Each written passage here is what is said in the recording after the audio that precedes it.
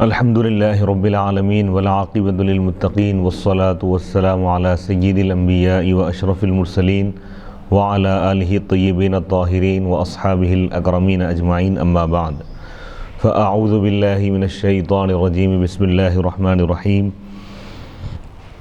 وما آتاکم الرسول فخذوہ وما نہاکم عنہ فانتہوا واتقوا اللہ ان اللہ شدید العقاب صدق اللہ العظیم۔ ناظرین کرام، باب العلم انواریہ ایجوکیشنل سوسائٹی و جامعہ انواریہ کے زیر اہتمام بخاری شریف کا سلسلے وار درس جاری ہے۔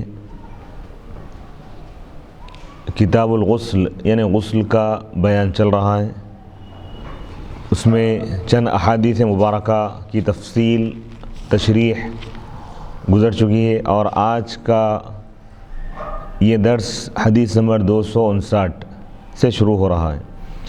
بسم اللہ الرحمن الرحیم۔ حدثنا عمر بن حفص بن غیاث قال حدثنا ابی قال حدثنا الاعمش قال حدثني سالم عن قریب عن ابن عباس قال حدثتنا میمونة قالت صببت للنبي صلی اللہ علیہ وسلم غسلا فافرغ بيمينه على يساره فغسلهما ثم غسل فرجه ثم قال بيده الارض فمسحها بالتراب ثم غسلها ثم تمضمض واستنشق ثم غسل وجهه وافاض على رأسه ثم تنحى فغسل قدميه ثم أتي بمنديل فلم ينفض بها۔ امام بخاری رحمۃ اللہ علیہ فرماتے ہیں کہ ہم کو عمر بن حفص بن غیاث نے یہ حدیث بیان کی۔ قال، انہوں نے کہا، ہم کو ہمارے والد نے یہ حدیث بیان کی۔ قال، انہوں نے کہا، ہم کو اعمش نے یہ حدیث بیان کی۔ اعمش نے کہا، مجھ کو سالم نے یہ حدیث بیان کی قریب سے۔ وہ حضرت عبداللہ بن عباس رضی اللہ تعالی عنہما سے روایت کرتے ہیں۔ قال، حضرت عبداللہ بن عباس فرماتے ہیں کہ ہمیں حضرت میمونہ رضی اللہ تعالی عنہا نے یہ حدیث بیان کی۔ قالت، انہوں نے کہا، حضرت میمونہ نے فرمایا رضی اللہ تعالی عنہ، میں نبی اکرم صلی اللہ علیہ وسلم کے غسل کے لیے برتن میں پانی ڈالی تو آپ نے دائیں ہاتھ سے بائیں ہاتھ پر پانی ڈالا، پھر دونوں ہاتھوں کو آپ نے دھویا، پھر اپنے عضو خاص کو آپ نے دھویا، پھر اپنے ہاتھ کو زمین پر رکھ کر مٹی کے ساتھ ملا، یعنی مٹی سے ہاتھ کو آپ رگڑے، پھر اس ہاتھ کو آپ نے دھویا، پھر کلی کی، پھر ناک میں پانی ڈالے، پھر اپنے چہرے کو آپ دھوئیں اور اپنے سر پر آپ پانی بہائیں، پھر ایک طرف گئے، یعنی جس مقام پر غسل کیے تھے اس جگہ سے تھوڑا ہٹے اب، اور اپنے دونوں پیروں کو آپ دھوئیں، پھر مندیل یعنی ایک رومال وغیرہ لایا گیا، آپ نے اس سے بدن پوچھا جس میں انور پہنچے۔ تو اس حدیث سے یہ بھی معلوم ہوا کہ غسل کے بعد رومال وغیرہ یا تولیہ توال وغیرہ استعمال کرنا اور اس سے جسم پہنچنا یہ بھی حضور کی سنت ہے۔ اس حدیث میں یہ بات بتائی گئی ہے کہ حضور علیہ الصلوۃ والسلام کے پاس تولیہ لایا گیا، یعنی توال رومال لایا گیا، تو آپ نے اس سے فلم ينفض بها، اس حدیث کے الفاظ یہ ہے کہ حضور علیہ الصلوۃ والسلام کا جب غسل مکمل ہوا تو آپ کے پاس ایک رومال لایا گیا، فلم ينفض بها، حدیث کے الفاظ یہ ہے کہ حضور علیہ الصلوۃ والسلام اس سے جسم انور نہیں پہنچے۔ اب اس کی تشریح میں علماء کرام کے مختلف اقوال ہیں۔ وضو اور غسل کے بعد اعضاء کو پوچھنے میں کوئی حرج نہیں ہے۔ اس حدیث میں تو یہ الفاظ ہے، حدیث میں یہ ذکر ہے کہ حضور علیہ الصلوۃ والسلام کے غسل کے مکمل ہونے کے بعد، حضور کا جب غسل مبارک مکمل ہوا، حضور جب غسل فرما لیے تو حضور کی خدمت میں ایک رومال پیش کیا گیا، لیکن آپ اس سے جسم انور نہیں پہنچے۔ تو کیا وضو اور غسل کے بعد کسی کپڑے سے یا دستی وغیرہ یا رومال سے یا دوال سے جسم کو پوچھنا جائز ہے یا نہیں؟ جائز ہے، اس میں کوئی حرج نہیں ہے۔ وضو اور غسل کے بعد اعضاء کو پوچھنے میں کوئی حرج نہیں ہے۔ امام احمد سے اسی طرح منقول ہے، حضرت عثمان، حضرت حسن بن علی، حضرت انس رضی اللہ تعالیٰ عنہ اور بہت سے اہل علم کا یہی موقف ہے، اور حضرت جابر بن عبداللہ رضی اللہ تعالیٰ عنہ نے اس سے منع کیا ہے، روکا، کیونکہ حضرت میمونہ روایت کرتی ہے کہ تولیہ لایا گیا اور آپ نے اس سے بدن نہیں پوچھا۔ پہلا قول زیادہ صحیح ہے، کیونکہ اصل اشیاء میں اباحت ہے، یعنی تمام چیزوں میں اصل کیا ہے؟ اباحت ہے۔ فقہ کا قاعدہ ہے الاصل فی الاشیاء الاباحہ، اور نبی اکرم صلی اللہ علیہ وسلم کا تولیے کو ترک کرنا کراہت پر دلالت نہیں کرتا۔ حضور علیہ السلام طوال جو استعمال نہیں فرمائے، رومال، اس سے یہ بات ثابت نہیں ہو رہی ہے کہ طوال کا استعمال کرنا یا رومال کا استعمال کرنا منع ہے یا مکروہ ہے، یہ چیز ثابت نہیں ہو رہی، کیونکہ حضرت عائشہ رضی اللہ تعالیٰ عنہ بیان کرتی ہیں کہ نبی اکرم صلی اللہ علیہ وسلم کے پاس ایک کپڑا تھا جس سے آپ وضو کے اعضاء کو پوچھا کرتے تھے۔ تو دو روایتیں، اس روایت میں تو بخاری شریف کی یہ روایت میں یہ بات بتائی گئی ہے، یہ بات آئی ہے کہ حضور علیہ السلام کے پاس تولیہ لایا گیا، رومال لایا گیا۔ حضور کے غسل مکمل ہونے کے بعد حضور جب غسل فرما لیے تو اس کے بعد آپ کے پاس ایک کپڑا یا ایک رومال آپ کے پاس لایا گیا، تو آپ اس سے اپنے جسم انور کو نہیں پوچھے۔ اور دوسری روایت یہ حضرت عائشہ رضی اللہ تعالیٰ عنہ سے مروی ہے کہ حضور کے پاس ایک کپڑا تھا جس سے حضور علیہ السلام وضو کے اعضاء کو آپ پوچھا کرتے، جب بھی وضو فرماتے تو اس کپڑے سے آپ اپنے چہرے ہاتھوں کو پوچھتے تھے۔ تو اب دونوں روایتوں کو سمجھنے کی ضرورت ہے، اگر کوئی پوچھے تو بھی جائز ہے، کوئی نہ پوچھے یہ بھی جائز ہے، دونوں چیزوں کی گنجائش ہے۔ علامہ بدر الدین عینی رحمۃ اللہ علیہ فرماتے ہیں، علامہ نووی شافعی نے کہا ہے کہ مستحب یہ ہے کہ بدن پوچھنے کو ترک کر دیا جائے، اور ایک قول یہ ہے کہ گرمیوں میں بدن پوچھنا مکروہ ہے اور سردیوں میں مباح ہے۔ اب موسم کے اعتبار سے اس کو تقسیم کر دی، گرمیوں کے موسم میں اگر کوئی غسل کیا ہے یا وضو کیا ہے تو بدن کو پوچھنا مکروہ ہے، اور سردیوں میں، سردی کے موسم میں پوچھنا یہ مباح ہے، جائز ہے۔ المحلب نے کہا ہے کہ ہو سکتا ہے کہ آپ علیہ السلام نے بدن پوچھنے کو اس لیے ترک کیا ہو تاکہ پانی کی تری باقی رہے، یا تواضع کے لیے، یا ہو سکتا ہے کہ وہ کپڑا ریشم کا ہو یا میلا ہو، اس لیے آپ نے اس کو ترک کر دیا۔ الاعمش کہتے ہیں یعنی چھوڑ دیا، یعنی اس کے وجوہات، حضور علیہ السلام کے ہاتھ رومال لایا گیا، آپ اس سے جسم انور کو نہیں پوچھے، تو اس کی کیا وجہ ہو سکتی ہے؟ ایک وجہ یہ ہو سکتی ہے کہ پانی کی جو تری ہے، کچا پن ہے، وہ جسم پر باقی رہے تاکہ ٹھنڈک محسوس ہو جسم میں۔ دوسری وجہ یہ ہو رہا ہے کہ ہو سکتا ہے عاجزی انکساری کے طور پر آپ نے ایسا کیا ہو، یا یہ بھی ہو سکتا ہے کہ وہ کپڑا ریشم کا ہو، ریشم کا کپڑا استعمال نہیں کر سکتے، اس لیے حضور علیہ السلام نے اس کپڑے سے اپنے جسم انور کو نہیں پوچھے، یا یہ بھی ہو سکتا ہے کہ وہ کپڑا میلا ہو، اس لیے آپ نے اس کو استعمال نہیں فرمایا۔ اعمش کہتے ہیں کہ میں نے ابراہیم نخعی سے اس مسئلے کا ذکر کیا، انہوں نے کہا تولیے میں کوئی حرج نہیں، یعنی طوال وغیرہ استعمال کرنے میں کوئی حرج نہیں ہے، یعنی کوئی گناہ نہیں ہے، استعمال کر سکتے ہیں۔ آپ نے اس کو اس لیے واپس کر دیا تھا کہ عادت نہ بن جائے۔ تمیمی نے اس حدیث کی شرح میں کہا ہے کہ اس حدیث میں یہ دلیل ہے کہ آپ تولیے سے بدن پوچھتے تھے، اگر ایسا نہ ہوتا تو غسل کے بعد آپ کے پاس تولیہ نہ لایا جاتا، یعنی اکثر تو آپ پوچھا کرتے تھے، کبھی کبھی آپ ترک بھی فرماتے تھے۔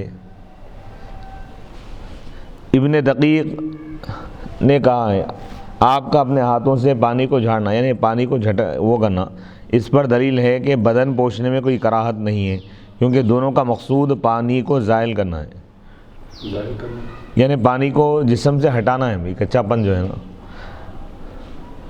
تولیے سے بدن کو پوچھنے میں، یعنی کپڑے وغیرہ سے یا رومال سے یا دوال سے بدن کو پوچھنے میں کئی روایتیں موجود ہیں، احادیث اور آثار۔ حضرت ام ہانی کی حدیث میں نبی اکرم صلی اللہ علیہ وسلم غسل سے فارغ ہوئے تو آپ نے اپنے آپ کو ایک کپڑے میں لپیٹ لیا۔ حضرت سلمان فارسی رضی اللہ تعالیٰ عنہ بیان کرتے ہیں کہ رسول اللہ صلی اللہ علیہ وسلم کے پاس اون کا جبہ تھا، آپ نے وضو کے بعد اس سے چہرہ پوچھا۔ حضرت قیس بن سعد رضی اللہ تعالیٰ عنہ بیان کرتے ہیں کہ ہمارے پاس نبی اکرم صلی اللہ علیہ وسلم تشریف لائے، ہم نے آپ کے لیے پانی رکھا، آپ نے غسل کیا، پھر ہم آپ کے پاس زرد رنگ کی چادر لائے، آپ نے اس چادر سے اپنے آپ کو لپیٹ لیا، بس گویا کہ میں آپ کے اوپر زرد رنگ کا اثر دیکھ رہا تھا۔ حضرت عائشہ رضی اللہ تعالیٰ عنہ بیان فرماتی ہیں کہ رسول اللہ صلی اللہ علیہ وسلم کے پاس ایک تولیہ تھا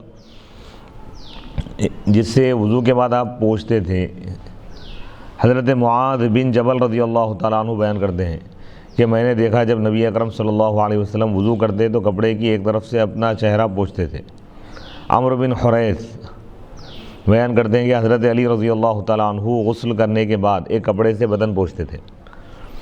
زریق بیان کرتے ہیں کہ حضرت انس رضی اللہ تعالیٰ عنہ وضو کرنے کے بعد اپنے چہرے اور اپنے ہاتھوں کو پوچھتے۔ الحکم بیان کرتے ہیں کہ حضرت عبداللہ بن عمر رضی اللہ تعالیٰ عنہ نے اپنے چہرے کو اپنے کپڑے سے پوچھا۔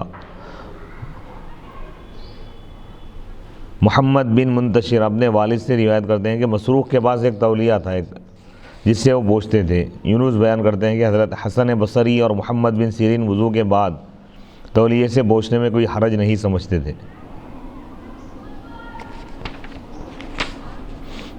اس حدیث میں یہ ذکر ہے کہ پھر حضور علیہ الصلوۃ والسلام کے لیے تولیہ لایا گیا، آپ نے اس سے بدن نہیں پوچھا۔ حافظ ابن حجر عسقلانی رحمۃ اللہ علیہ اس کی تشریح میں فرماتے ہیں کہ اس حدیث سے استدلال کیا گیا ہے کہ وضو اور غسل کے بعد جو پانی کے قطرات گرتے ہیں وہ پاک ہیں، اس کے برخلاف غالی حنفی کہتے ہیں کہ وہ قطرات نجس ہیں۔ یعنی اس حدیث سے یہ بات ثابت کر رہے ہیں کہ بھئی وضو اور غسل کرنے کے بعد جسم سے جو پانی ٹپک رہا ہے تو پانی ناپاک نہیں ہے۔ علامہ بدر الدین عینی فرماتے ہیں یہ قائل خود غالی ہیں، یعنی غلو کرنے والے، اس کو مذہب حنفیہ کی حقیقت کا علم نہیں، کیونکہ فقہائے احناف کا مذہب اور ان کا فتویٰ یہ ہے کہ وضو اور غسل کا مستعمل پانی پاک۔ احناف کے پاس کیا ہے بھئی وضو اور غسل کرنے کے بعد جو پانی اعضائے جسم سے جو ٹپکتا ہے وہ پانی پاک ہے، ناپاک نہیں ہے، لیکن پاک کرنے والا نہیں ہے وہ، حتیٰ کہ اس کو پینا جائز ہے اور اس سے سالن پکانا اور آٹا گوندنا جائز ہے۔ اور جنہوں نے کہا ہے کہ مستعمل پانی نجس ہے، انہوں نے یہ نہیں کہا کہ قطرے گرنے کی حالت میں وہ نجس ہے، انہوں نے یہ کہا ہے کہ جب مثلا وضو کرنے والے کے وضو سے پانی بہہ کر کسی جگہ جمع ہو جائے تو وہ نجس ہے، لیکن اس قول پر فتویٰ نہیں، فتویٰ اس قول پر ہے کہ وہ پانی طاہر ہے لیکن مطہر نہیں۔ صحیح قول بتا رہے ہیں احناف کے پاس، کوئی شخص وضو کیا، ہاتھ سے پانی اگر ٹپک رہا، اس کے چہرے سے پانی ٹپک رہا ہے تو وہ پانی پاک ہے، پاک کرنے والا نہیں ہے، یعنی وہ پانی اگر کسی شخص پہ گر جائے تو اس کے کپڑے یا اس کا جسم ناپاک نہیں ہوں، لیکن اس پانی سے دوبارہ کوئی شخص وضو نہیں کر سکتا۔ جیسے کوئی شخص وضو کیا، وضو کرنے کے بعد کسی جگہ پہ وہ پانی جمع ہو گیا، اس کا وضو کیا ہوا پانی اعضائے وضو سے گر گیا یا بہہ گئے، تو وہ پانی سے کوئی دوسرا وضو نہیں کر سکتا، کیونکہ وہ پانی پاک کرنے والا نہیں ہے، پاک ہے خالی صرف۔ یہ چیز ذہن میں رکھیں۔ باب نمبر 8، باب مسح الید بالتراب لیکون انقا، ہاتھ کو مٹی کے ساتھ ملنے کا بیان ہے تاکہ وہ صاف ہو جائے۔ یعنی اس دور میں کیونکہ صابن وغیرہ نہیں تھا، کوئی شخص اگر غسل کرنا چاہتا ہے تو اس دور میں لوگ جسم کو صاف کرنے کے لیے، ہاتھ کو صاف کرنے کے لیے مٹی میں اس کو ملتے تھے، یعنی رگڑتے تھے، پھر ہاتھ دھوتے تھے۔ آج کے دور میں صابن وغیرہ کی سہولت ہے تو صابن سے بھی پاکی حاصل ہو جائے گی، لیکن یہ فرض یا واجب نہیں ہے صابن کا استعمال یا مٹی کا استعمال، صرف نجاست کو دور کرنا اور جسم پر پانی بہانا یہ فرض ہے۔ حدیث نمبر 260، حدثنا عبداللہ بن الزبیر الحمیدی قال حدثنا سفیان قال حدثنا الاعمش عن سالم بن ابی الجعد عن قریب عن ابن عباس عن میمونۃ ان النبی صلی اللہ علیہ وسلم اغتسل من الجنابۃ فغسل فرجه بيده ثم دلك بها الحائط ثم غسلها ثم توضأ وضوءه للصلاة فلما فرغ من غسله غسل رجليه۔ امام بخاری رحمۃ اللہ علیہ فرماتے ہیں کہ ہم کو عبداللہ بن زبیر الحمیدی نے یہ حدیث بیان کی، قال انہوں نے کہا ہم کو سفیان نے یہ حدیث بیان کی، سفیان نے کہا ہم کو اعمش نے یہ حدیث بیان کی سالم بن ابی الجعد سے، وہ قریب سے روایت کرتے ہیں، وہ حضرت عبداللہ بن عباس رضی اللہ تعالیٰ عنہما سے روایت کرتے ہیں۔ عبداللہ بن عباس رضی اللہ تعالیٰ عنہما فرماتے ہیں حضرت میمونہ رضی اللہ تعالیٰ عنہا سے روایت کرتے ہیں کہ نبی پاک علیہ الصلوۃ والسلام غسل فرمائیں، فغسل فرجہ بیدہ، بس آپ اپنے عضو مخصوص کو آپ نے دھویا اپنے ہاتھ سے، ثم دلگا بہا، پھر آپ ہاتھ کو آپ دیوار سے رگڑے، اب ثم غسلا یعنی مٹی وغیرہ سے، ثم غسلا پھر آپ ہاتھ کو دھوئے، پھر آپ وضو فرمائیں نماز کے لیے وضو کی طرح، یعنی نماز کے لیے جیسا وضو کیا جاتا ہے ویسا وضو فرمائیں۔ بس جب آپ اپنے غسل سے فارغ ہوئے تو آپ نے اپنے دونوں پیروں کو دھویا۔ تو اس حدیث سے یہ بتا رہے ہیں کہ ہاتھ مٹی وغیرہ میں ملا کے یا مٹی وغیرہ میں مل کر اس کو دھویا جا سکتا ہے، جائز ہے۔ باب نمبر 9 باب هل يدخل الجنوب يده في الإناء قبل أن يغسلها إذا لم يكن على يده قدر غير الجنابة۔ جب جنوبی کے ہاتھ پر جنابت کے علاوہ کوئی اور نجاست نہ ہو تو کیا وہ ہاتھ دھونے سے پہلے برتن میں ہاتھ ڈال سکتا ہے؟ یعنی کوئی شخص ناپاک ہے، حالت جنابت میں ہے، اس کے ہاتھ پر کوئی نجاست لگی ہوئی نہیں ہے لیکن وہ ناپاک ہے، تو کیا وہ ڈائریکٹ یعنی بکیٹ وغیرہ میں ہاتھ ڈال سکتا ہے؟ اس مسئلے کو یہاں پر بیان کر رہے ہیں۔ امام بخاری رحمۃ اللہ علیہ نے کہا جب جنابت کے علاوہ اور کوئی نجاست نہ ہو، اس سے معلوم ہوتا ہے کہ جنابت بھی نجاست ہے۔ حالانکہ حضرت ابو ہریرہ رضی اللہ تعالیٰ عنہ جنوبی تھے تو نبی اکرم صلی اللہ علیہ وسلم نے فرمایا سبحان اللہ، بے شک مسلمان نجس نہیں ہوتا۔ وَأَدْخَلَ ابن عمر والبراء بن عازب يده في الطهور ولم يغسلها ثم توضأ، اور حضرت عبداللہ بن عمر اور حضرت براء رضی اللہ تعالیٰ عنہما نے اپنا ہاتھ پانی میں ڈالا اور اس کو نہیں دھویا، پھر وضو کیا۔ حضرت عبداللہ بن عمر کی حدیث سنن سعید بن منصور میں ہے اور حضرت براء بن عازب کی حدیث حزب ذیل ہے، یہ ہے یعنی مصنف ابن ابی شیبہ میں۔ اسماعیل بن رجا اپنے والد سے روایت کرتے ہیں کہ حضرت براء بن عازب نے اپنا ہاتھ دھونے سے پہلے وضو کے پانی میں داخل کیا۔ امام بخاری پر اعتراض ہوتا ہے کہ درجہ ذیل حدیث امام بخاری کے عنوان کے خلاف ہے۔ محارب بیان کرتے ہیں کہ حضرت عبداللہ بن عمر رضی اللہ تعالیٰ عنہ نے کہا جو شخص جنوبی ہو اور وہ چلو سے پانی لے تو جو پانی باقی بچے گا تو وہ نجس ہوگا۔ اس کا جواب یہ ہے کہ یہ اس صورت پر محمول ہے جب اس کے ہاتھ پر نجاست ہو۔ وَلَمْ يَرَ ابن عمر ابن عباس بَأْسًا بِمَا يَنْتَضِحُ مِنْ غُسْلِ الْجَنَابَةِ، حضرت عبداللہ بن عمر اور حضرت عبداللہ بن عباس رضی اللہ تعالیٰ عنہما کے پاس غسل جنابت سے جو چھینٹے اڑتے ہیں ان میں کوئی حرج نہیں ہے۔ حضرت عبداللہ بن عمر رضی اللہ تعالیٰ عنہما کی حدیث مصنف عبدالرزاق میں اور حضرت عبداللہ بن عباس رضی اللہ تعالیٰ عنہ کی حدیث مصنف ابن ابی شیبہ میں، حدیث نمبر 784۔ وہ حدیث یہ ہے، ابراہیم بیان کرتے ہیں کہ حضرت عبداللہ بن عباس رضی اللہ تعالیٰ عنہ سے سوال کیا گیا کہ ایک شخص غسل جنابت کرتا ہے اور اسے چھینٹے اڑ کر غسل کے پانی کے برتن میں پڑتے ہیں، گر جاتے ہیں۔ حضرت عبداللہ بن عباس رضی اللہ تعالیٰ عنہ نے فرمایا اس میں کوئی حرج نہیں ہے۔ اس پر یہ اعتراض ہوتا ہے کہ امام بخاری کا عنوان تو یہ تھا کہ جنوبی ہاتھ دھوئے بغیر پانی میں ہاتھ ڈال دے تو پانی نجس نہیں ہوتا اور ناپاک نہیں ہوتا، اور اس تعلیق سے یہ تعلیق یعنی یہ جو روایت لائے بھی اس سے یہ تو ثابت نہیں ہوتا۔ اس کا جواب یہ ہے کہ یہ التزاماً ثابت ہے، کیونکہ جب غسل جنابت کے چھینٹے پڑنے سے پانی نجس نہیں ہوتا تو جنوبی کے ہاتھ ڈالنے سے بھی پانی نجس نہیں ہوگا، بشرطے کہ اس کے ہاتھ پر نجاست نہ ہو۔ یعنی ناپاک آدمی جس کو غسل کی حاجت ہے، بکیٹ میں پانی رکھا ہوا ہے اور اس کے ہاتھ پہ اگر کوئی نجاست نہیں ہے، اگر پانی میں ہاتھ ڈالا تو پانی ناپاک نہیں ہوگا۔ اگر ہاتھ پہ نجاست لگی ہوئی، اگر ویسا ہاتھ اگر داخل کیا تو پانی ناپاک ہوگا۔ اس لیے علماء کرام یہ فرماتے ہیں کہ بہتر یہ ہے کہ لوٹا استعمال کریں یا جگ استعمال کریں، جگ سے پانی لے پہلے دونوں ہاتھوں کو دھو لیں۔ اب یہ جو مسائل ہے یہ اس دور کے اعتبار سے، کیونکہ اس دور میں لوٹے یا جگ وغیرہ کا استعمال نہیں تھا تو لوگ ٹب وغیرہ میں یا نہ تو برتنوں میں پانی وغیرہ لیتے تھے اور پہلے ہاتھ دھو کر اس کے بعد ان ہاتھوں سے پانی اپنے جسم پر ڈال لیتے تھے۔ لیکن آج کل ایسا یہ مسئلہ ہی پیدا نہیں ہوتا، کیونکہ ہر جگہ یہاں پہ یا تو لوگ ڈائریکٹ نل کے پانی سے بعض لوگ غسل کرتے ہیں یا شاور استعمال کرتے ہیں یا بکیٹ میں پانی لیتے ہیں اور ایک جگ وغیرہ استعمال کرتے ہیں، جگ یا مگ یا لوٹا وغیرہ استعمال کرتے ہیں، تو لہذا کوئی بھی شخص اکثر تو یہ دیکھنے میں آتا ہے کہ ڈائریکٹ ہاتھ داخل نہیں کرتا۔ اب رہا ایک مسئلہ یہ بھی ہے کہ اگر کوئی شخص سوئمنگ پول ہے یا بہت بڑی ندی ہے، نہر ہے، دہ دردہ ہے، سمجھو دہ دردہ یعنی 10 گز لمبائی ہے، 10 گز چوڑائی ہے، اس کی گہرائی بھی اچھی ہے، ویسے اس میں اگر کوئی ناپاک آدمی، جنوبی آدمی اگر اس میں اگر ڈیف مارے، اگر غوطہ لگائے، اس میں تیرے تو اس کا وضو بھی ہوگا، غسل بھی ہوگا، پانی ناپاک نہیں ہوگا اس میں، کیونکہ مائع کثیر ہے، وہ زیادہ پانی ہے۔ ہاں لیکن اس میں 2 چیزیں ہیں کہ وہ آدمی کلی کرے، کلی کرنا شرط ہے، اس میں کلی کرنا اور ناک صاف کرنا، یہ 2 چیزیں کر کے اگر وہ پانی میں اگر کود گیا، بہتے ہوئے پانی مائع جاری میں یا مائع کثیر میں، دہ دردہ پانی میں، تو اس کا غسل بھی ہو جائے گا۔ حدیث نمبر 261 حدثنا عبد الله بن مسلمة قال اخبرنا افلح عن القاسم عن عائشة قالت كنت اغتسل انا والنبي صلی اللہ علیہ وسلم من اناء واحد تختلف ايدينا فيه۔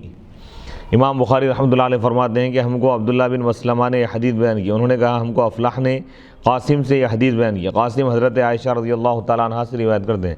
حضرت عائشہ رضی اللہ تعالیٰ عنہ بیان فرماتی ہیں کہ میں اور نبی اکرم صلی اللہ علیہ وسلم ایک برتن سے پانی لے کر غسل کرتے تھے اور ہمارے ہاتھ اس برتن میں آگے پیچھے داخل ہوتے تھے۔ یعنی اس سے بتا رہے ہیں امام بخاری رحمۃ اللہ علیہ کہ جنوبی کا ہاتھ ناپاک نہیں ہے، یہ بولنا چاہ رہے ہیں۔ کوئی آدمی حالت جنابت میں ہے، اس کا یہ مطلب نہیں ہے کہ اگر وہ کسی پانی میں ہاتھ داخل کیا تو پانی ناپاک ہوگا، ایسا نہیں ہے۔ نجاست خاص مقام پر ہے برا، یعنی وہ پورے جسم پہ نجاست پھیلی ہوئی نہیں، حکماً ناپاک ہے برا جسم، حقیقتاً برا جسم ناپاک نہیں ہے۔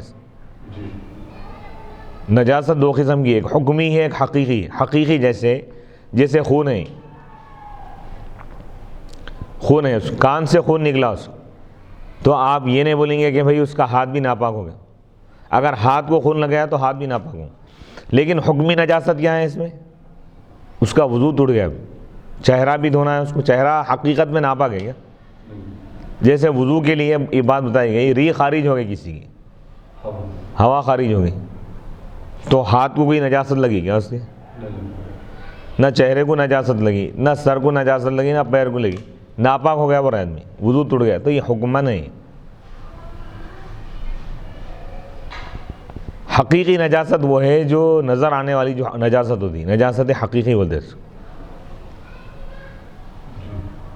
تو اب یہاں پر یہ بتا رہے ہیں کہ جنوبی کے ہاتھ پر اگر نجاست لگی ہوئی نہیں ہے تو ہاتھ وغیرہ ناپاک نہیں ہے، وہ ہاتھ اگر وہ پانی میں داخل کیا تو پانی ناپاک نہیں ہوگا، یہ مسئلہ بتا رہے ہیں۔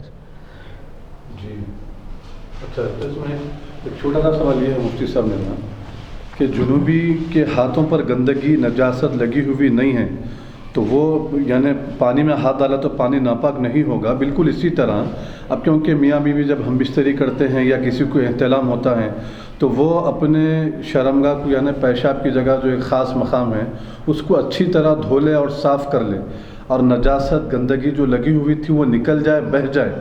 اس کے بعد اگر وہ پانی نہاتا ہے اور وہ پانی نہانے کے دوران یعنی اس درمیان جو ہے کچھ چھینٹے بکٹ میں گر جاتے ہیں تو کیا پانی ناپاک ہے وہ؟ نہیں، اس سے پہلے روایت گزرے ہیں حضرت عبداللہ بن عمر عبداللہ بن عباس رضی اللہ تعالیٰ کہ پانی کے چھینٹے اگر بکٹ میں گر بھی جائیں تب بھی وہ ناپاک نہ ہوں، لیکن احتیاط کرنا چاہیے، ایسا نہ کرے۔ اس حدیث کی باب کے عنوان کے ساتھ مطابقت اس طرح ہے کہ حضرت عائشہ رضی اللہ تعالیٰ عنہ اور نبی اکرم صلی اللہ علیہ وسلم دونوں غسل فرماتے ہیں، ان دونوں کے ہاتھ پر نجاست نہ تھی اور وہ ہاتھ دھوئے بغیر پانی کے برتن میں ہاتھ ڈالتے تھے، یعنی ہاتھ سے پانی لیتے تھے۔ تو اس سے امام بخاری بتا رہے ہیں کہ جنوبی کا ہاتھ ناپاک نہیں ہے، بشرطے کہ اس کے ہاتھ پر نجاست لگی ہوئی نہ ہو۔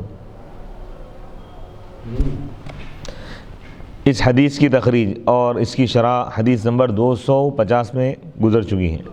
تخریج یعنی یہ حدیث ذکر کی گئی ہے اور اس کا حوالہ دیا گیا ہے، اور وہاں اس حدیث سے یہ ثابت کیا تھا کہ شوہر اور بیوی کا ایک ساتھ غسل کرنا جائز ہے، کوئی گناہ نہیں ہے برائے، اور یہاں یہ ثابت کیا ہے کہ ان کا ہاتھ دھوئے بغیر پانی میں ہاتھ ڈالنا جائز ہے۔ یہ چیز ذہن میں رکھیے، خاص نقطہ اس میں یہ ہے کہ ہاتھ پر کوئی نجاست لگی ہوئی نہ ہو۔ حدیث نمبر 262 حدثنا مسدد قال حدثنا حمام عن هشام عن أبيه عن عائشة قالت كان رسول الله صلی اللہ علیہ وسلم اذا اغتسل من الجنابہ غسل يده۔ امام بخاری رحمۃ اللہ علیہ فرماتے ہیں کہ ہم کو مسدد نے یہ حدیث بیان کی، انہوں نے کہا ہم کو حماد نے حدیث بیان کی ہشام سے، وہ اپنے والد سے روایت کرتے ہیں، وہ حضرت عائشہ رضی اللہ تعالیٰ عنہ سے روایت کرتے ہیں۔ حضرت عائشہ رضی اللہ تعالیٰ عنہ نے فرمایا اللہ کے رسول علیہ الصلوۃ والسلام جب غسل فرماتے غسل جنابت تو اپنا ہاتھ دھوتے، تو اس لیے آداب یہ بتائے گئے ہیں کہ احتیاطاً پہلے ہاتھ دھو لیں، ہاتھ دھونے کے بعد پھر بکیٹ میں ہاتھ داخل کر سکتے ہیں احتیاطی طور پہ ہی۔ حدیث نمبر 263 حدثنا ابو الولید قال حدثنا شعبۃ عن ابی بکر بن حفص عن عروۃ عن عائشة قالت كنت اغتسل انا والنبي صلی اللہ علیہ وسلم من اناء واحد من جنابۃ وعبد الرحمن بن القاسم عن ابیہ عن عائشة مثلہ حدیث نمبر 263 امام بخاری رحمۃ اللہ علیہ فرماتے ہیں کہ ہم کو ابو الولید نے یہ حدیث بیان کی. انہوں نے کہا ہم کو شعبہ نے یہ حدیث بیان کی ابو بکر بن حفص سے, وہ حضرت عروہ سے روایت کرتے ہیں. حضرت عروہ حضرت عائشہ رضی اللہ تعالیٰ عنہ سے روایت کرتے ہیں. قالت, انہوں نے کہا میں اور نبی اکرم صلی اللہ علیہ وسلم ایک ہی برتن سے غسل کرتے تھے. تو اس سے معلوم یہ ہوا, امام بخاری رحمۃ اللہ علیہ بتا رہے ہیں کہ ایک ہی برتن سے جب غسل کریں گے, اس دور میں لوٹے یا جگ وغیرہ نہیں تھے, تو پانی کے برتن میں ہاتھ داخل کرتے. تو پانی کے برتن میں جنوبی آدمی کا ہاتھ داخل کرنا جائز ہے, پانی ناپاک نہیں ہوگا اس سے, یہ بتانا چاہ رہے ہیں, بشرطے کہ ہاتھ پر کوئی نجاست لگی ہوئی نہ ہو. یہ دیکھیے اب ہر جگہ پہ یہ جو ہے احادیث مبارکہ, حضور علیہ الصلوۃ والسلام کی پوری زندگی کا کوئی عمل ایسا نہیں ہے جو امت سے چھپا ہوا ہو, کیونکہ حضور کی ذات کو اللہ تعالیٰ قیامت تک کے لیے اللہ تعالیٰ آئیڈیل بنا کے بھیجا ہے, یعنی اسوہ بنا کے بھیجا اللہ تعالیٰ, اسوۃ حسنہ, بہترین نمونہ ہے. تو حضور کے غسل کا طریقہ بھی امت کو معلوم ہونا ضروری تھا, تو وہ طریقہ بھی امہات المؤمنین نے احادیث مبارکہ میں بیان فرمایا, کیونکہ یہ مسئلہ سوائے گھر والوں کے کوئی اور بیان نہیں کر سکتا. تو امہات المؤمنین حضور علیہ الصلوۃ والسلام جو مختلف نکاح فرمائیں, اس کی حکمت یہی بتائی گئی. آپ جو نکاح فرمائیں کثرت, ایک سے زائد جو نکاح فرمائیں, تاکہ امہات المؤمنین حضور علیہ الصلوۃ والسلام کی حیات طیبہ دیکھیں اور امت تک حضور کی سنتوں کو پہنچائیں. سبحان اللہ, یہ حکمت دی. ہائے ہائے ہائے. تو حضور علیہ الصلوۃ والسلام کی زندگی کا ایک ایک عمل آج بھی محفوظ ہے الحمدللہ. یہ امت مسلمہ کے لیے یہ ایک معجزے سے کم نہیں ہے کہ حضور علیہ الصلوۃ والسلام غسل کے لیے کتنا پانی استعمال فرماتے تھے, غسل کا طریقہ کیا تھا وہ تک بھی بیان کیا گیا. تو یہ امت مسلمہ کے لیے ایک مکمل اسلام اللہ تعالیٰ ہم کو عطا فرمائے, مکمل شریعت, مکمل دین حضور علیہ الصلوۃ والسلام کے ذریعے اللہ تعالیٰ ہم کو عطا فرمائے. حدیث نمبر 264 حدثنا ابو الولید قال حدثنا شعبۃ عن عبد الله بن جبر قال سمعت انس بن مالك يقول كان النبي صلى الله عليه وسلم والمرأة من نسائه يغتسلان من اناء واحد زاد مسلم ووهب عن شعبة من الجنابة. امام بخاری رحمۃ اللہ علیہ فرماتے ہیں کہ ہم کو ابو الولید نے یہ حدیث بیان کی. قال, انہوں نے کہا شعبہ نے ہم کو یہ حدیث بیان کی عبداللہ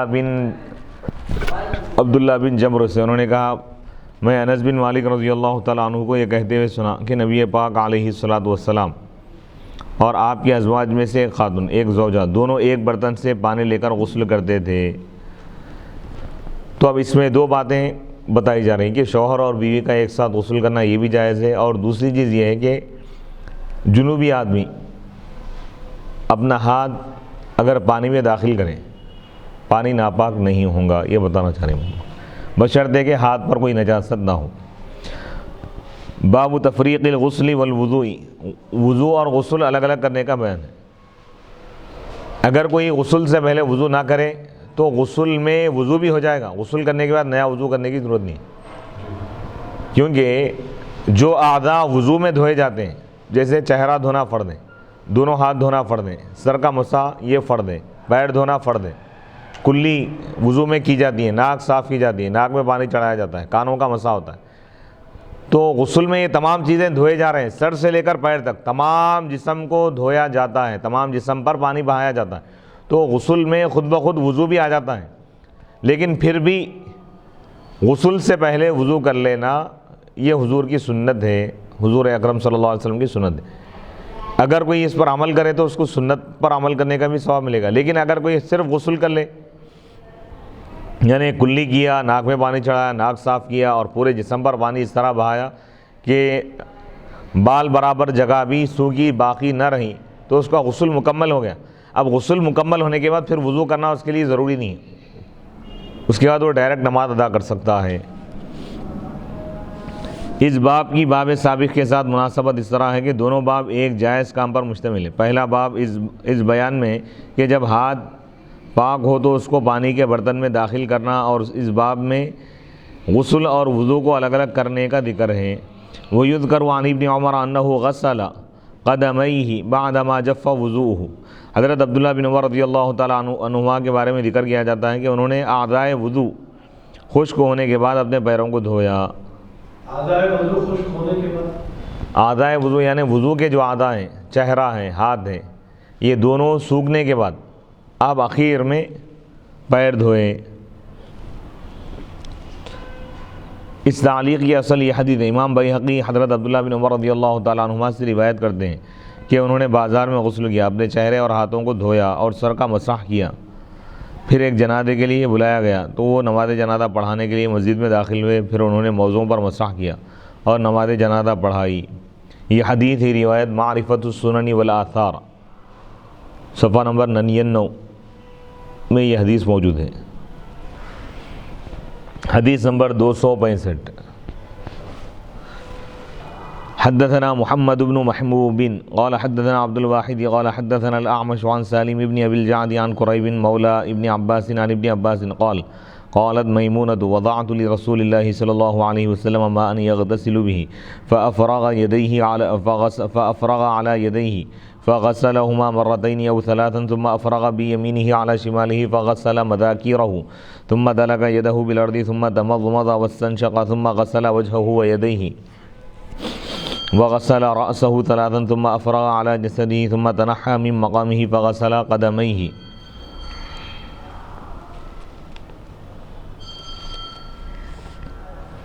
امام بخاری رحمۃ اللہ علیہ فرماتے ہیں کہ ہم کو محمد بن محبوب نے یہ حدیث بیان کی، انہوں نے کہا ہم کو عبد الواحد نے حدیث بیان کی، انہوں نے کہا ہم کو اعمش نے حدیث بیان کی سالم بن ابی الجعد سے، وہ قریب سے روایت کرتے ہیں۔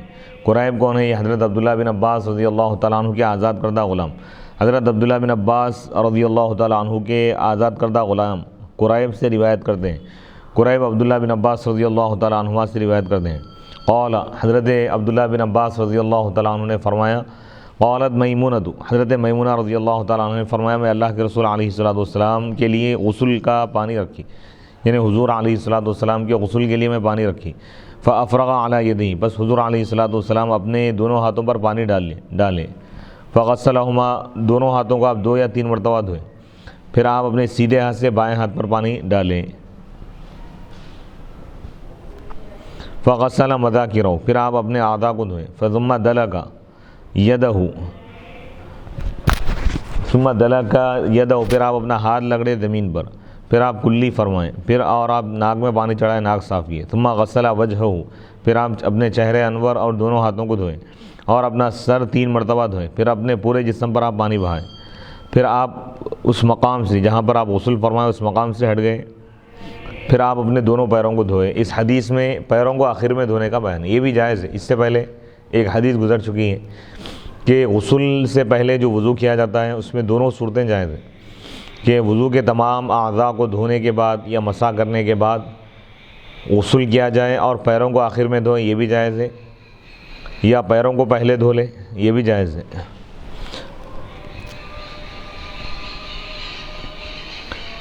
باب نمبر 11، باب من افرغ بیمینہ علی شمالہ بالغسل، یہ بیان ہے اس شخص کا جو اپنے سیدھے ہاتھ سے بائیں ہاتھ پر پانی ڈالے غسل میں۔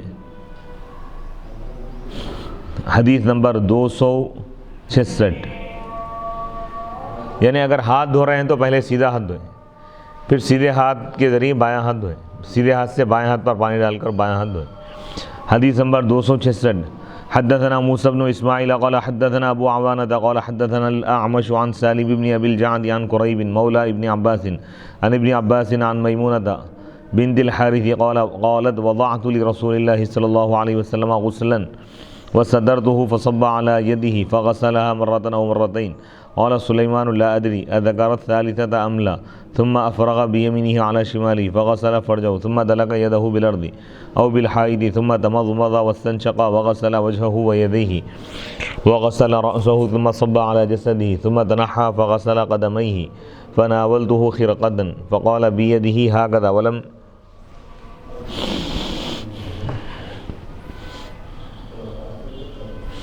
يردها۔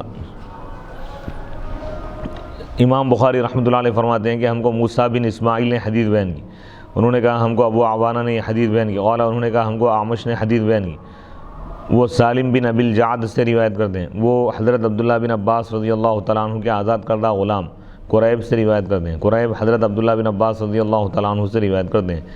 حضرت عبداللہ بن عباس رضی اللہ تعالیٰ عنہما حضرت میمونہ بنت حارث رضی اللہ تعالیٰ عنہ سے روایت کرتے ہیں، حضرت میمونہ رضی اللہ تعالیٰ عنہ فرماتی ہیں کہ وضعت لرسول اللہ، میں اللہ کے رسول علیہ الصلوۃ والسلام کے لیے غسل کا پانی رکھی، وسترتہ، میں اللہ کے رسول علیہ الصلوۃ والسلام کے لیے غسل کے لیے پانی رکھی،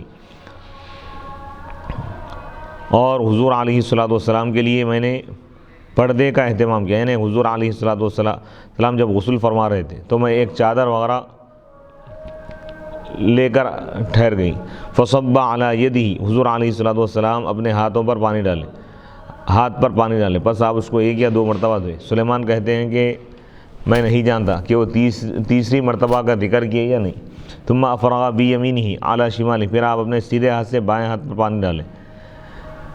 ثم فغسل فرجہ، پھر آپ اپنے عضو کو آپ دھوئے۔ ثم دلک بیدہ، ثم دلک یدہ بالارض، پھر آپ اپنا ہاتھ زمین پر لگڑے، او بالحائط، یا دیوار پر لگڑے۔ ثم تمضمض، پھر آپ کلی فرمائیں، پھر ناک صاف کیے، ناک میں پانی چڑھائے، پھر آپ اپنا چہرہ انور اور اپنے دونوں ہاتھوں کو آپ دھوئیں اور اپنا سر دھوئے۔ ثم صب علی جسدہ، پھر آپ اپنے جسم پر پانی اونڈیلے۔ ثم تنحى، پھر آپ ایک طرف ہٹ گئے۔ فغسل قدمیہ، حضور علیہ الصلوۃ والسلام اپنے دونوں پیروں کو دھوئے۔ فناولتہ، پس میں حضور علیہ الصلوۃ والسلام کو ایک کپڑا دی۔ فقال بیدہ، بس آپ نے اپنے ہاتھ سے اشارہ فرمایا اور اس کا ارادہ نہیں کیا، یعنی آپ نہیں لیے، کپڑا استعمال نہیں فرمایا۔ باب نمبر 12، باب اذا جامع ثم عاد ومن دار على نسائه في غسل واحد۔ یہ بیان ہے اس شخص کے بارے میں، کیونکہ کوئی شخص جب مباشرت کرے پھر وہ دوبارہ مجامعت یا مباشرت کا ارادہ کرے، اور جس نے ایک غسل سے اپنی تمام ازواج سے مباشرت کی، اس باب میں اس شخص کا حکم بیان کیا ہے جس نے ایک بار مباشرت کرنے کے بعد دوسری بار مباشرت کی، اور جس نے ایک غسل کے ساتھ ایک رات میں اپنی کئی بیویوں کے ساتھ مباشرت کی۔ یعنی یہ اس حدیث میں یہ وضاحت کر رہے ہیں کہ کسی شخص کی ایک سے زائد اگر بیوی، 2 یا 3 یا 4، اور وہ ایک ہی شب میں پوروں کے پاس اگر جانا چاہیں، ایک کے پاس گیا اور مباشرت کیا، ناپاک ہو گیا، تو کیا آپ غسل کر کے ہی دوسرے کے پاس جائے گا؟ تو غسل کرنا ضروری نہیں ہے، آخر میں بھی کر سکتا ہوں۔ یہ مسئلہ بیان کیا جا رہا ہے۔ حضرت ابو رافع رضی اللہ تعالیٰ عنہ بیان کرتے ہیں کہ نبی اکرم صلی اللہ علیہ وسلم ایک دن اپنے تمام ازواج جو مطہرات رضی اللہ تعالیٰ عنہن کے پاس تشریف لے گئے۔ اس کے بعد یہ حدیث میں تفصیل بیان کی جا رہی ہے کہ ان کے پاس جا کر آپ غسل کرتے، اور ان کے پاس جا کر آپ غسل کرتے۔ میں نے عرض کیا یا رسول اللہ، آپ ایک ہی غسل کیوں نہیں کرتے؟ آپ نے فرمایا یہ طریقہ زیادہ ستھرا، زیادہ پاکیزہ اور زیادہ طاہر ہے۔ یعنی یہ روایت ابو داؤد میں موجود ہے اور ابن ماجہ میں موجود ہے، مسند احمد میں ہے۔ یعنی ایک حدیث میں مختلف واقعات ہیں، ایک حدیث میں یہ جو حدیث بیان کی گئی ہے ابو داؤد اور ابن ماجہ کی روایت ہے کہ حضور علیہ الصلوۃ والسلام ازواج مطہرات کے بعد تشریف لے گئے، ایک زوجہ مطہرہ کے پاس آپ تشریف لے گئے، پھر ان کے بعد آپ غسل فرمائیں، غسل فرما کے پھر دوسرے زوجہ مطہرہ کے بعد آپ تشریف لے گئے۔ تو آپ سے سوال کیا گیا کہ آپ ایک ہی غسل پر کیوں اکتفا نہیں کی؟ تو حضور فرمائے کہ ایک مرتبہ مباشرت کرنے کے بعد دوسری مرتبہ مباشرت کرنے سے پہلے غسل کر لینا یہ زیادہ اچھا ہے، بہتر ہے۔ یعنی یہ ضروری یا واجب نہیں ہے، یہ بیان جواز کے لیے ہے۔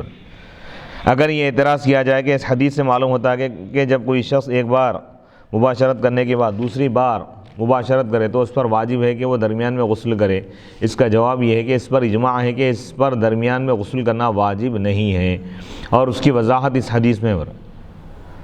حضرت ابو سعید خدری رضی اللہ تعالیٰ عنہ بیان کرتے ہیں کہ نبی اکرم صلی اللہ علیہ وسلم نے فرمایا جب تم میں سے کوئی شخص اپنی بیوی کے پاس جائے پھر وہ دوبارہ جانا چاہیں تو دونوں مباشرت کے درمیان وضو کرے، وضو کر لینا کافی ہے، یہ زیادہ بہتر ہے۔ ابواب سابقہ کے ساتھ اس باب کی مناسبت یہ ہے کہ ابواب سابقہ میں غسل جنابت کے احکام بیان کیے گئے تھے، اور اس باب میں غسل جنابت کا بھی ذکر گزرے ہوئے جو ابواب ہیں نا، اور اس باب میں غسل جنابت کا بھی ذکر ہے اور اس کے سبب کا بھی بیان ہے. یہ جنابت کا غسل فرض کیوں ہوتا ہے؟ اس کی وجہ سے مباشرت کی وجہ سے یہ بتانا چاہیے. تو اگر کوئی ایک سے زائد مرتبہ اگر قربت حاصل کرنا چاہے تو ہر مرتبہ اس پر غسل فرض نہیں ہوگا. ہم بستری اگر کرنا چاہے کوئی شخص تو ایک مرتبہ ہم بستری کیا تو فوراً اس پر غسل فرض ہو گیا، اس کے بعد ان جا سکتا ہے، ایسا نہیں ہے. تو یہ مسئلہ یہ بھی امت کی آسانی کے لیے حضور علیہ الصلوۃ والسلام نے بیان فرمایا. حدیث نمبر 263. حدثنا محمد بن بشار قال حدثنا ابن ابی عدی ويحيى بن سعيد عن شعبة عن إبراهيم بن محمد بن المنتشر عن أبيه قال ذكرته لعائشة فقالت يرحم الله أبا عبد الرحمن كنت أطيب رسول الله صلى الله عليه وسلم فيطوف على نسائه ثم يصبح محرما ينزح طيبا. امام بخاری رحمۃ اللہ علیہ فرماتے ہیں کہ ہم کو محمد بن بشار نے یہ حدیث بیان کی. قال انہوں نے کہا ہم کو ابن ابی عدی نے یہ حدیث بیان کی اور یحییٰ بن سعید نے یہ حدیث بیان کی شعبہ سے. شعبہ حضرت ابراہیم بن محمد بن منتشر سے روایت کرتے ہیں، وہ اپنے والد سے روایت کرتے ہیں. قال انہوں نے کہا میں نے حضرت عائشہ رضی اللہ تعالیٰ عنہا سے اس کا ذکر کیا تو انہوں نے کہا اللہ تعالیٰ ابو عبد الرحمن پر رحم فرمائے، میں رسول اللہ صلی اللہ علیہ وسلم کو خوشبو لگاتی تھی، پھر آپ تمام ازواج مطہرات کے پاس تشریف لے جاتے تھے، پھر صبح احرام باندھتے تھے اور آپ کے جسم سے خوشبو آتی تھی، مہکتی تھی. وصلی اللہ تعالی علی خیر خلقہ سیدنا محمد و آلہ و اصحابہ اجمعین والحمد للہ رب العالمین.